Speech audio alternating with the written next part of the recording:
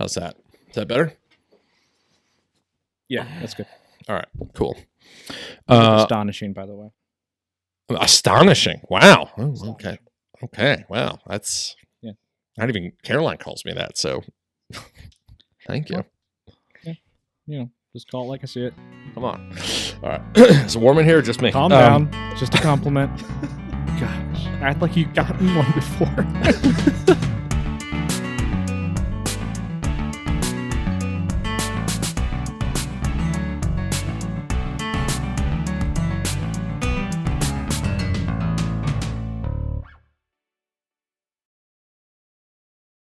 Welcome to Table Talk, the show about beer, board games, and everything else. I'm Rich. And I'm Alex. And this month, we're talking about communication. Yo, you're Rich. What? Huh? Oh, sorry. I was texting. Sorry. Oh, Give me thanks. 1 second. Thanks. Just hold on. You get a big old F for the day in communication right there. What? What were you talking to me? Huh? What? So, I was... hold on. Wait. Oh, yeah. No, that's totally... Oh, I'm sorry. Were we talking? Sorry, I'm paying attention. I'm- What are we doing? We're doing a show. Yeah, that's right. That's a podcast. Right. Okay, podcast. That's an example, ladies and gentlemen, of the 21st century in a nutshell. Yes, we're talking about communication, the good, the bad, the ugly, and everything about communication. Man, it's such an interesting topic. Mhm. I don't even know what we're about to talk about. But I'll tell you this. I'll tell you one thing. Communication has never been an issue with you and I, Alex. I feel like we can communicate pretty well about pretty much anything. So I'm looking forward to a good show with you. Yes, as am I. Yes. If there's one thing to be said about communication, usually you have words to say about it. So that's how that's gonna go.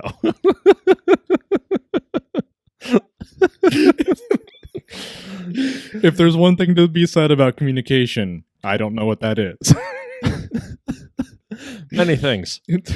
Many things. This could be a long night, sure ladies there's and gentlemen. This could be a very long night. All good right, one. great beginning. Yes. Looking All right, forward to let's this do one. it. Yeah. All right. Yeah, this is our episode or our series here on communication, guys. If you didn't get a chance to check out our series last month on maps, go check that out as well. Yeah. We're going to be talking about all things communication this month, and we're going to be drinking some tasty beer, and we are going to be pairing our beer with a conversation-based board game, which we will reveal here in a second. Before we do that, I just want to let everybody know if you are listening, be sure to check us out on our YouTube channel, Table Talk with Rich and Alex. That is the video version of every episode there. If you're watching on YouTube, hi. Hey guys. Go ahead and stick us in your ears if you're on the go. You don't have to watch us. We love that you want to see our faces. But you can also listen to us just in your ears. We have the audio versions on Buzzsprout. You can also access them on Apple Podcast, iHeartRadio, Spotify, and pretty much everywhere else. So Rich, I wanted to ask you this question. Speaking of podcasts and such, which is your favorite format to listen to right now? Favorite format? Yeah. Favorite format is Apple Podcasts for me. That's usually where I go. I have an iPhone, so it's just kind of there. I just kind of use it. Yep. Okay. But yeah, what about you? I'm a bit of a Spotify person myself. Are you? Yeah. I've enjoyed listening to podcasts there usually, and of course YouTube. But I'd say Spotify is mine. Yeah. Spotify is like my backup. Like if I need it. For some reason, my computer at home has Spotify on it more often than my phone does. But if I'm listening on my phone, it's Apple Podcasts. If I'm listening at home, it's on Spotify. Interesting. All right. Yeah. Cool. I'm kind of a weird consumer in that way. Hey, diversifying the listening portfolio. That's good. Yeah. That's good. Yep. So we're gonna dive into our communication themed beers. We'll start with you, Alex. What do you got? I'm excited to see what you got. What type of communication themed beer are you drinking with this conversation? Ladies and gentlemen, as we all know, communication comes in many types and many forms. And some of them, a lot of times, in particular the 20th century, there were all kinds of new ways to communicate to one another, usually saying the same thing just in different ways. So in this instance, ladies and gentlemen, we are going with the NODA, NODA, No NODA. duh. No, it's not NODA, it's NODA, brewing company. Based in the lovely city known as the Queen City, which is Charlotte, North Carolina. We are enjoying Nice. a Radio Haze, which is a juicy, hazy India Pale Ale. Ladies and gentlemen, I have been Nice. looking forward to this pint all week. So, Radio Haze. All week. All week. Wow. Yep. Wow, we're Looking forward honored to that you're sharing it. That you held out long enough to have it on the show here. You should Radio Haze. You should. You said it was. Hmm? If only we could communicate better. I know. If only. What were you gonna say? You said it was Radio Haze. You said it was an IPA. Yes, a hazy, juicy hazy IPA. So Love the hazies. Love the hazies. I'm actually not going hazy anymore. I'm actually kind of at the other end of the spectrum, the beer spectrum. So I don't talk about this a lot, but I'm a little bit of a poet myself. Okay. You know, we're talking communication. I feel like there's a lot of different ways to communicate and express oneself, and I'm a poet at heart, definitely. oh, for So sure. So I found a nice little beer from New Holland Brewing Company called The Poet. Oh And man. that's Oh, yeah, that that's looks what I'm really drinking. good. It's an American oatmeal stout. I think this is. I feel like this is the first stout I've had on the show. I'm probably wrong. I think so. The Okay. only stout that I remember personally having was the Guinness. Right. I think. Yeah, that was pretty early Like, on, wasn't it? Yeah, it was early. Yeah. Yeah. So this is going to be my first stout of the show. I think it's the New Holland Brewing Company. It's called the Poet. That looks good. And it's even got the raven on there. Look at that. Look at that. I believe it's a raven. I don't really know birds very well, even though we did a whole birds episode. I'm still a little hazy on Oh, little what IPA birds hazy. are what. Yep. Yeah. There you go. Yeah, Look, we're yeah. connecting so many Yeah, dots. right communicating. Can you tell me what type of bird that is? You know birds. Hold on. You gotta tilt it just a little. That Okay. Wait. Okay. Hold it. A little closer. No, to me. Yep. All right. A little down. All right. And then move it to your left. Your left. Your left. You got it. All right. Perfect. All right. Great.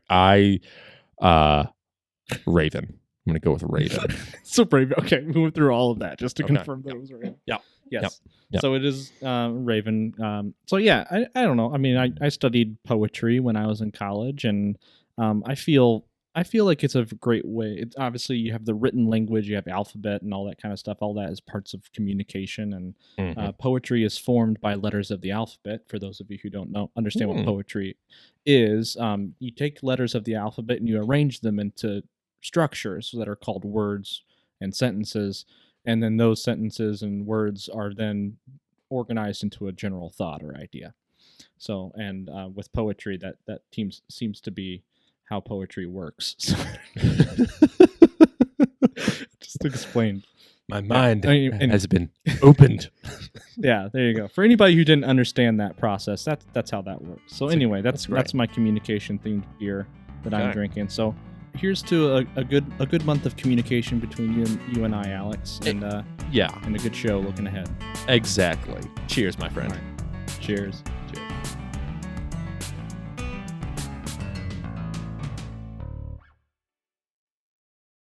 Is it everything you thought it would be, Alex? Everything and more. That's great. I'm so happy. I'm so glad you didn't wait all that time for it to just be a letdown. You know, one would of these be bad. days on the show, we're gonna come across a beer that we just can't hold in, and it'll be like Steve Martin. It'll be like Steve Martin in the Muppet movie when Kermit goes, do you mind trying it for us? Trying the champagne for us, and Steve Martin takes the sip, and then he just spews it everywhere. And then with a straight face, he looks back at Kermit and says, "Excellent choice." And then they pour the rest. It was very funny. I think we had that. We had that beer, episode 1. I think it was our celebration of launching the podcast, and we both didn't like it. Yeah, that was good. Yeah, go check out episode 1, Table Talk, the game of life. Never gets old. No, it doesn't. All right, let's move on to. So those are our beer. That's what we'll be drinking all month, guys. Believe it or not, we just kind of we ration it. We ration it out, and the beer lasts an entire month for us. We're really good at it. You should. I mean, if you haven't seen us do it before, you'll be very impressed. Even though I'm already down to like, as I speak. Small sips. Very, very, all right, small. there we go. Yep. All right, and we got a fun game that we're going to be pairing with the conversation of communication. I think it's going to be one of our first quote unquote party games that we've had on the show. It's a whole episode of firsts for us, I guess. Yeah, we haven't had a lot of party games on the show. Party games are usually games that are enjoyed by big groups of people. It's a little game called Codenames. Love me some Codenames. Have you played this game before? I have. It was given to me by my wife for Christmas. Actually, it was a fun gift and came just in time for. We were miraculously able to host family members, all of them quarantined before coming down, and so several evenings were spent playing this game, and man, is it fun! I really enjoyed this game. Good, yeah, it's a fun game. It's kind of it's quick and easy. I think it's a pretty easy game to learn. It's one of the less complex type of games that we've had on the show. I'm sure. It's not going to take very long to really kind of go through it, but it is. It's a fun. You said you got it for Christmas. What? How many Christmases ago was that? As in this past Christmas 2020. This past Christmas. Mm-hmm. Okay. Yeah. So you're still kind of new to it then. Yes, I am. Right. But very much a fan. Are you good at it? I think you'd be really good at this time. It depends on who I'm paired with. But you know this with any good party game. It really is not even just about how good you are. It's about how well you gel with whoever it is that you're paired with. And I think that's part of the intrigue about games like this. Right. Yeah. And it is. It's a game of communication. Otherwise, it wouldn't be on this episode. It's a game of communication. You gotta work well with your teammates. It's a team game. Well, here we're already talking about. Let's dive into it.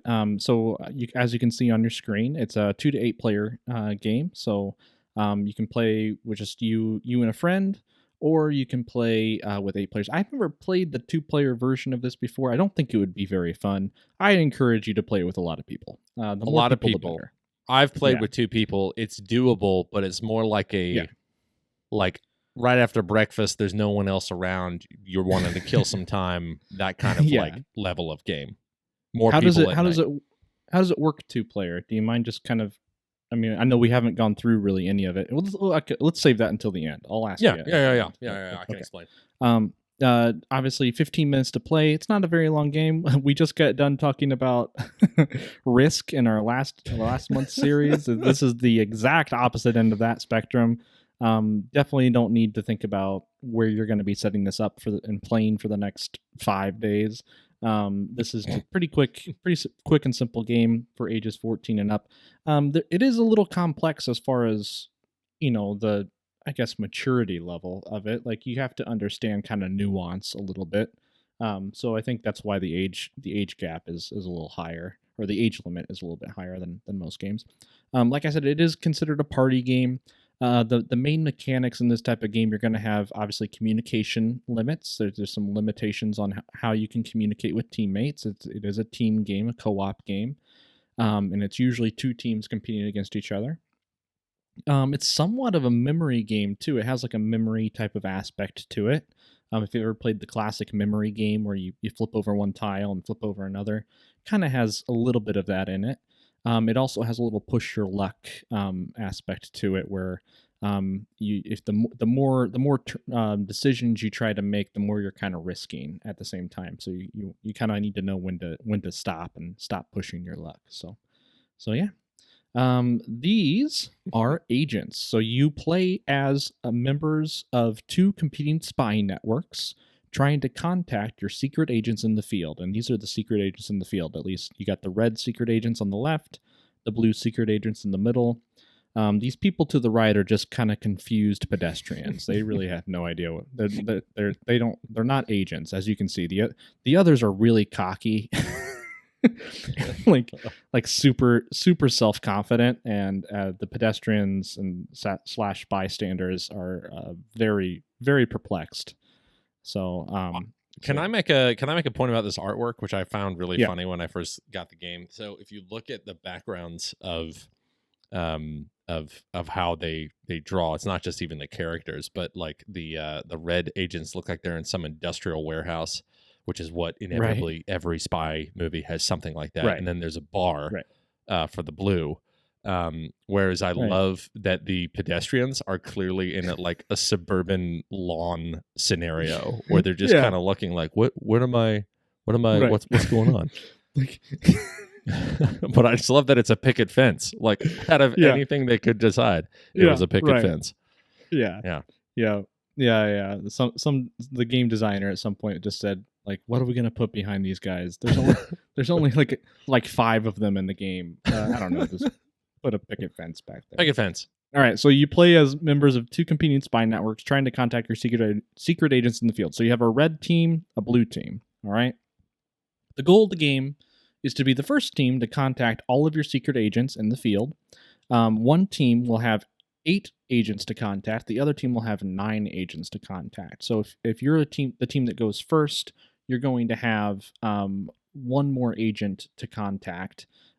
Basically just one more point that you have to score in order to win the game, because you have the advantage of going first. All right, so that's the goal of the game. All right, and here's the playing field, if you will, the board. So the game is played on a 5x5 grid of cards, each with a word on it. The words represent code names belonging to agents, civilians, and one deadly assassin. All right, so you saw the agents. You saw the agents and you saw the civilians on the last slide. You didn't see the assassin because he is invisible, and we don't know where he is. He could be right behind you. So anyway, so that's yep. So this is the playing field. You got all these code names on the board. One person from each team plays as the spy master. The rest of the team play as operatives. The goal throughout the game is for the spy master to direct their team of operatives to identify the agents within this 5x5 grid. And if you don't know what I'm talking about, then take a look at that. Very cool. I like that. So in this example, if we go, let's do this. Let's go back to the other one really quick. All right. So in this example, we have Moscow. If you take a look at Moscow and then we go back, Moscow is an agent for the blue team. All right. But nobody in the game knows that except for the spy master. All right. The teacher is an agent for the red team. That's the little red icon down there. Teacher is red. And Mouse is an innocent bystander. Antarctica is the assassin. All right. So each of those code names represent different either team members for red or blue on the board. One of them is the assassin, and then the rest are all civilians. All right. The way that you know that is through the key card. So at the start of the game, the spy masters for both teams draw a key card to share. The key card reveals the location of each of their agents in the 5x5 grid. So only the spy masters have access to the information. Their job is to communicate these locations to their operatives. The color on the border of the key card reveals which team goes first. That team also gets one extra agent in the field that they need to identify since they have the advantage of going first. All right, the assassin is marked by the black X, which is up here in the corner. All right, so let's kind of look at an example here. All right, so if I'm the spy master, or if we're the spy masters looking at the board, and we look at, it's not going to match, but we're looking at this. This is telling us this information. So we know that straw is code name for a red agent. Cell is a code name for a blue agent. Everything else is civilians, like bottle, revolution, cross, point. These are all civilians, so they don't score any points for your team. And then somewhere in here, there's an assassin. All right. So the rule of the game is that the spy master can only communicate one word and one number to the operatives every turn in an effort to communicate where the agents are in the field.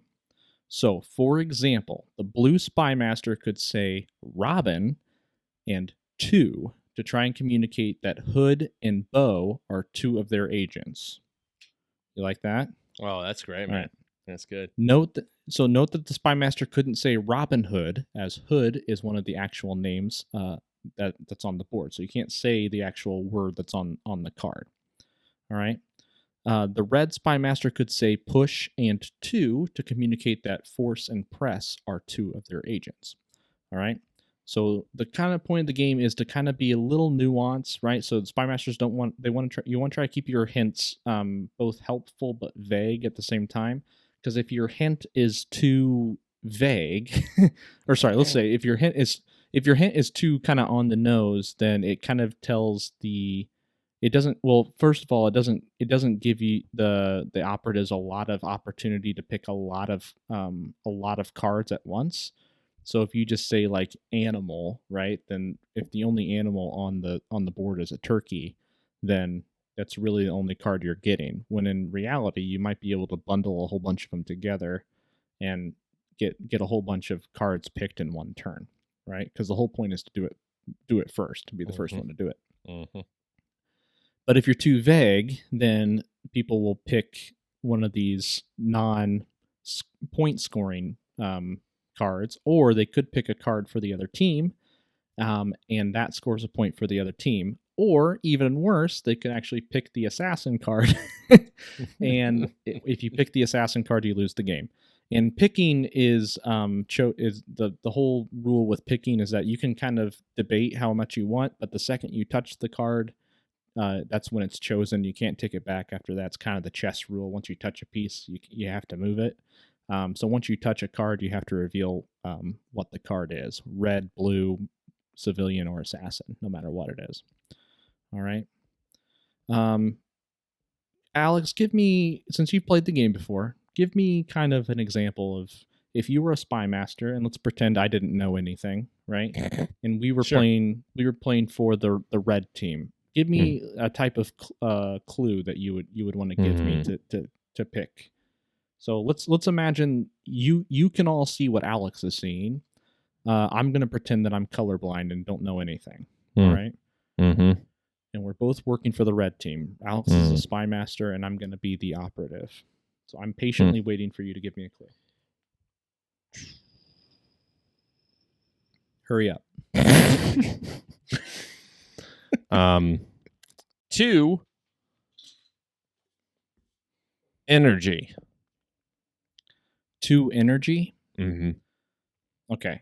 I think immediately, even if I couldn't see the colors, I would say force, right? And then I get to pick. So he said 2, so I know he wants me to pick 2. So even though so I'll probably just touch force right off the bat, and that would be right. Force, mass would stand out sorry, you said, wait, what did you say? Energy? I would say mass would be my next pick out of everything here. And those are the 2 probably that you had in mind, right? I had laser, but that works well as. Oh, did you? Yeah. So energy. Technically, yeah. and this is the thing that I love about this game too, is that you can pick as high a number as you want. So if I were to do, technically, I could even do 4 energy. Right. Right. But you also have to know who you're speaking with when you give suggestions. In that capacity, where like I think if I said 4 energy, you could figure it out. I think. Right. Yeah. But then so in this case, I would pick, since you said 2, I would pick force. I would pick mass, and then the operatives have the option of pushing your luck, right? Even one step further, you can You can pick one card extra if you feel pretty confident. But you can only go one card past what the Spy Master has told you to pick. Mm-hmm. All right. The Spy Master can also say that you can say 0 energy, or you can say infinity energy, I believe is part of the rules. And that gives your operatives basically the green light to pick as many as they want. But keep in mind, the more you pick, the more you risk, because you only got that information to go off of. Anything else energy-wise, I think scale, you might run the risk of having them select scale, or honestly, I feel like that's it. Or bottle, maybe. I don't know, like maybe shake sell. a bottle or something. Maybe sell. Maybe. But if somebody kind of connects dots that they shouldn't be connecting, they might go a different way and pick a different card. The second they pick a card that's not our color, not red color, then our turn is over. All right, but we could potentially score a point for the other team if we were wrong. So that's kind of how the game works. And then you keep going like that. Then the blue team would go. Then we would go until eventually all of the red or the blue are revealed. All right. So the game ends when the Spy Master successfully reveals all of their agents to their operatives. The first team to do this wins the game. The game can also end if the assassin is accidentally revealed. The team who revealed the assassin loses. Little Blue Moon action going on here. Oh, it's classic Blue choice. Moon. But this looks like get a little Yep. babe. Little mice.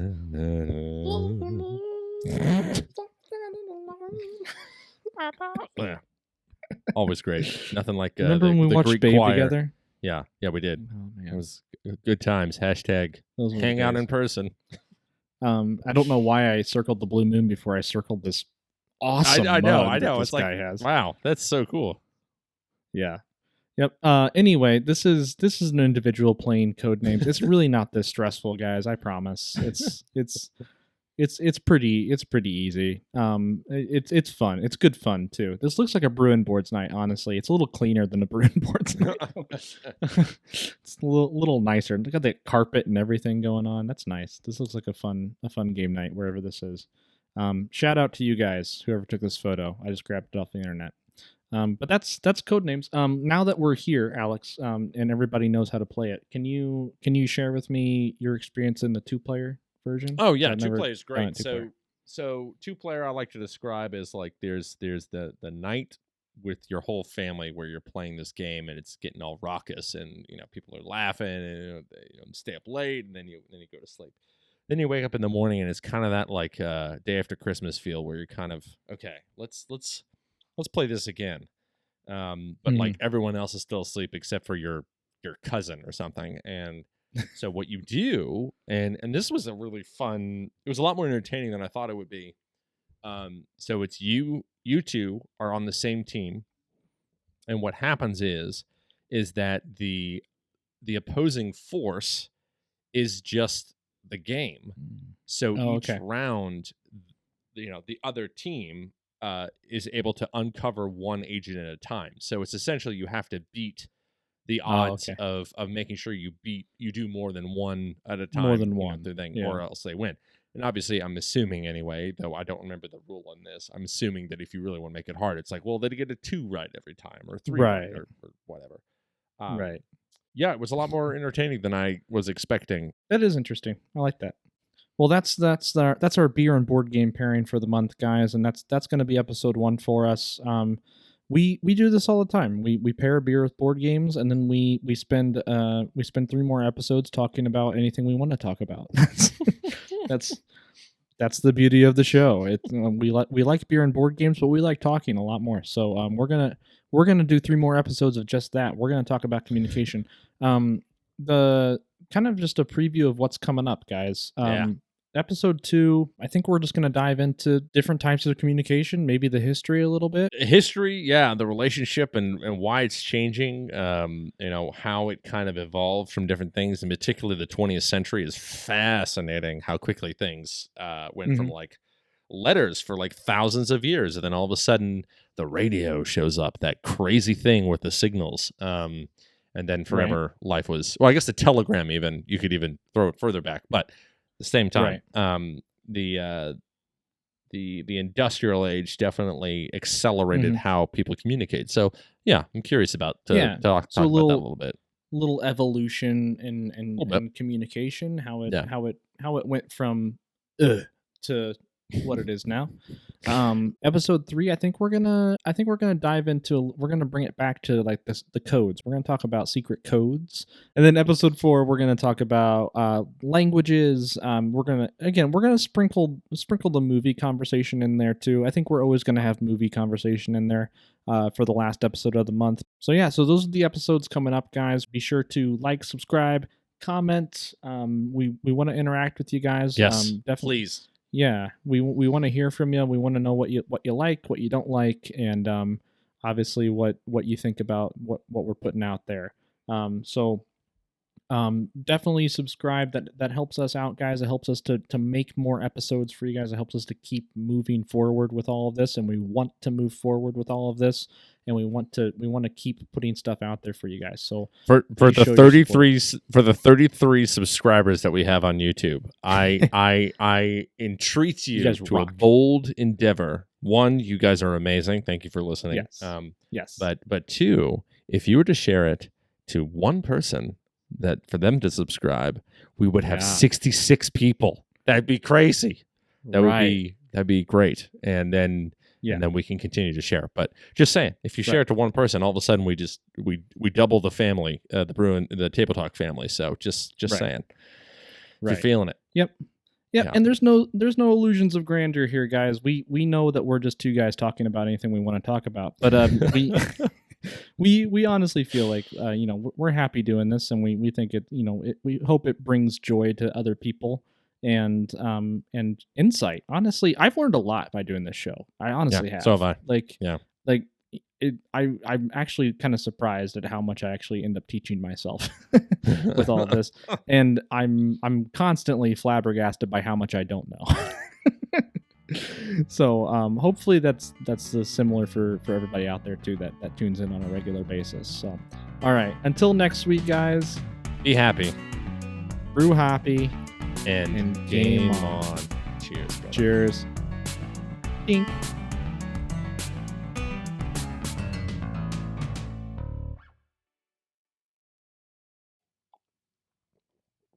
One day we're going to be able to do that in person, and it'll frighten me.